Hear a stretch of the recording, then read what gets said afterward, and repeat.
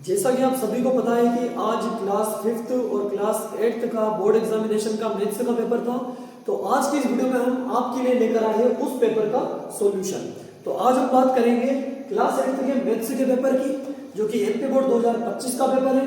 तो इसके हम ऑब्जेक्टिव की और शॉर्ट आंसर टाइप क्वेश्चन की हम चर्चा करने वाले हैं। पहला क्वेश्चन है choose the correct option.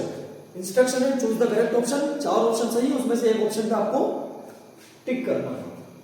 The product of two negative rational number, दो नेगेटिव रेशनल नंबर का प्रोडक्ट, प्रोडक्ट का मतलब होता है मल्टीप्लीकेशन। क्या होता है? मल्टीप्लीकेशन। दो रेशनल नंबर का प्रोडक्ट क्या होता है ये पूछा आपसे, और वो दो रेशनल नंबर कौन से हैं? Negative rational number. ठीक है, तो आपको बताना है दो नेगेटिव रेशनल नंबर का प्रोडक्ट क्या होता है। तो मान लीजिए एक नेगेटिव रेशनल नंबर ले लिया मैंने -2/7। कोई सा भी आप रेशनल नंबर चूज कर सकते हो, उसकी चिंता करने की जरूरत नहीं आपको। तो ये एक नेगेटिव रेशनल नंबर है, प्रोडक्ट का मतलब होता है मल्टीप्लाई, और दूसरा कोई भी रेशनल नंबर ले सकते हो जो कि क्या है? नेगेटिव। तो इन दोनों का प्रोडक्ट क्या होगा? क्या 0 होगा या 1 होगा या पॉजिटिव होगा या नेगेटिव होगा? तो देखते हैं। देखिए, किसी भी नंबर से कोई सा भी नंबर कैंसिल आउट नहीं हो रहा है, तो हम क्या करेंगे? 2 3 जा 6 और माइनस इंटू माइनस हो जाएगा प्लस। तो ये जो 6 है ये काय का आएगा? ये प्लस का आएगा। 7 7 जा हो जाएगा 49। तो हमारा आंसर आ जाएगा 6/49, जो कि एक पॉजिटिव रेशनल नंबर है। तो हमारा ऑप्शन सी बिल्कुल करेक्ट हो जाएगा। The product of two negative rational number will always be a positive rational number. इसमें बहुत सारे बच्चे क्या कर देते हैं, यहाँ पे नेगेटिव देखा और क्या कर दिया आपने? नेगेटिव। लेकिन ऐसा नहीं है। जब नेगेटिव इंटू नेगेटिव होगा तो आंसर काय में आएगा? आपका पॉजिटिव में आएगा। तो पहले का आंसर हो जाएगा हमारा ऑप्शन सी। हमारा सेकंड मल्टीपल चॉइस क्वेश्चन है linear equation in one variable क्या है? जैसे 4 ऑप्शन दे रखे हैं और इनमें से आपको बताना है कौन सा ऑप्शन है linear equation in one variable. तो हमें पहले समझना होगा linear equation in one variable क्या होता है।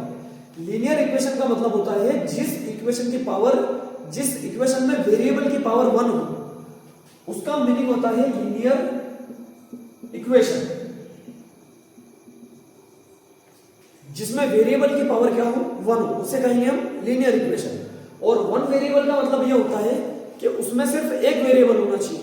तो वेरिएबल का मतलब क्या होता है? जैसे x हो गया, y हो गया, z हो गया। ये जो x y z है, ये क्या होते हैं? ये वेरिएशन क्रिएट कर सकते हैं अपने आप में। क्या ला सकते हैं? ये वेराइटी ला सकते हैं। इन्हें क्या बोला जाता है? इसलिए वेरिएबल बोला जाता है। ये कांस्टेंट नहीं होते, इनकी वैल्यू चेंज होती रहती है, तो इन्हें क्या कहा जाता है? वेरिएबल्स। तो वन वेरिएबल का मतलब क्या हुआ? जिसमें या तो x हो, या तो y हो, या तो z हो। तो इसका मतलब होता है linear equation in one variable. तो इसमें से जो आपका पहला ऑप्शन है ये क्या है? ये वन वेरिएबल भी है, वन वेरिएबल, लेकिन ये लीनियर इक्वेशन नहीं है। इसमें वेरिएबल की पावर भी 1 है, वेरिएबल भी 1 है, लेकिन ये लीनियर इक्वेशन भी है। इसका रीजन ये है क्योंकि ये एक इक्वेशन भी नहीं है, ये है एक मोनोमियल। क्या है ये? मोनोमियल। ये सिर्फ एक अलजेब्रिक एक्सप्रेशन है, ये लीनियर इक्वेशन नहीं है। इक्वेशन उसे कहते हैं जिसमें इक्वल का साइन हो और दो क्वांटिटी आपस में क्या हो? बैलेंस हो, LHS is equal to RHS हो, उसे क्या कहा जाता है? इक्वेशन। तो ये तो इक्वेशन नहीं है। सेकंड वाला भी क्या है? सिर्फ मोनोमियल, अलजेब्रिक एक्सप्रेशन कह सकते हैं आप इसको, मोनोमियल कह सकते हैं, लेकिन लीनियर इक्वेशन नहीं कह सकते। जो हमारा थर्ड वाला ऑप्शन है, ऑप्शन सी, ये बिल्कुल करेक्ट है, क्योंकि इक्वेशन भी है, वेरिएबल की पावर 1 भी है, इसलिए लीनियर भी है, और वेरिएबल कितना है इसमें? सिर्फ एक है। तो इसका मतलब है ये linear equation in one variable है। लेकिन हमारा जो ऑप्शन डी है ये भी इक्वेशन है, वन वेरिएबल वाली भी है, लेकिन इसमें क्या कमी है? इसमें वेरिएबल की पावर है 2। तो इक्वेशन भी है, वन वेरिएबल वाली भी है, लेकिन ये लीनियर इक्वेशन नहीं है, ये है क्वाड्रेटिक इक्वेशन, जो कि आप क्लास 9th या 10th में डिस्कस करेंगे। अभी आपके सिलेबस में ये वाली इक्वेशन नहीं है। तो हमारा ऑप्शन कौन सा हुआ? Option C. ऑप्शन सी हमारा linear equation in one variable. हमारा थर्ड मल्टीपल चॉइस क्वेश्चन है if the diagonal of a quadrilateral, अगर एक क्वाड्रिलेटरल के डायगोनल इक्वल है, are equal, and they bisect each other, अगर वो बाइसेक्ट करते हैं एक दूसरे को, और क्या है? डायगोनल इक्वल भी है। तो एक क्वाड्रिलेटरल है जिसमें डायगोनल है, वो इक्वल भी है और आपस में बाइसेक्ट भी करते हैं। देन द क्वाड्रिलेटरल इज, तो हमारा जो क्वाड्रिलेटरल है वो कौन सा क्वाड्रिलेटरल होगा?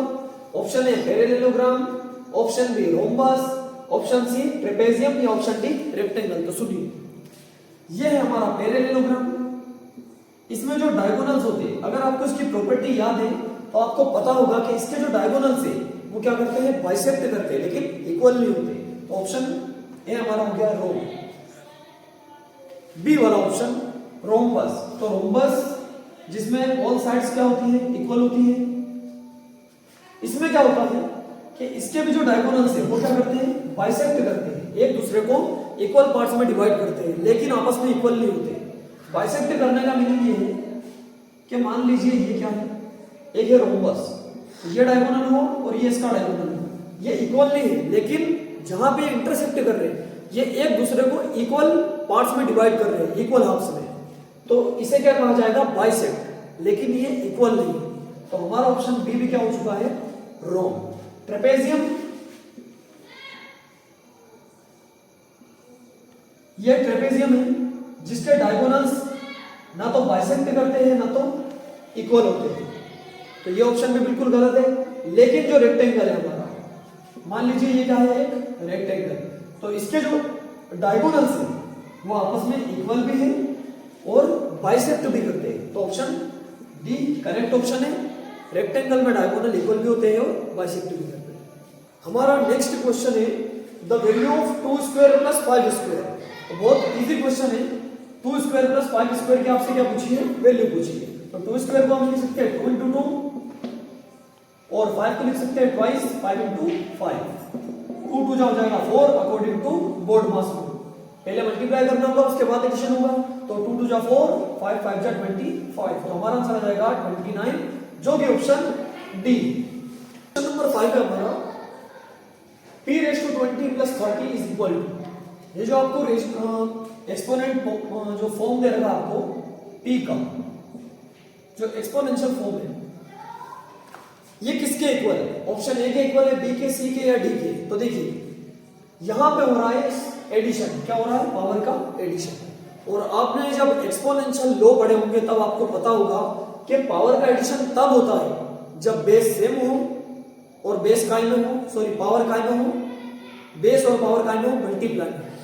तो देखिए पावर का एडिशन हो रहा है। इसका मतलब क्या है कि P, ये जो बेस था ये क्या था? दोनों बेस का एक कॉमन बेस, और इसकी पावर थी 20 और इसकी पावर थी 30, और इसके बीच साइन था मल्टीप्लाई का। क्योंकि हमें कैसे पता चला? क्योंकि पावर का हो रहा है एडिशन, और एडिशन तब होता है जब बेस सेम हो और दोनों काय में हो, बेस मल्टीप्लाई हो। तो ये कुछ ऐसा बनने से पहले कुछ ऐसा दिखता होगा। तो p⁻20 into p⁻30, जब आप इसको वापस से सिंप्लीफाई करोगे तो p⁻20 + 30 ऐसा आ जाएगा वापस से।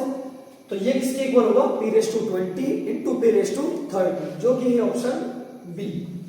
तो ये था वीडियो का हमारा पहला पार्ट। इसका दूसरे पार्ट की लिंक आपको डिस्क्रिप्शन में मिल जाएगी।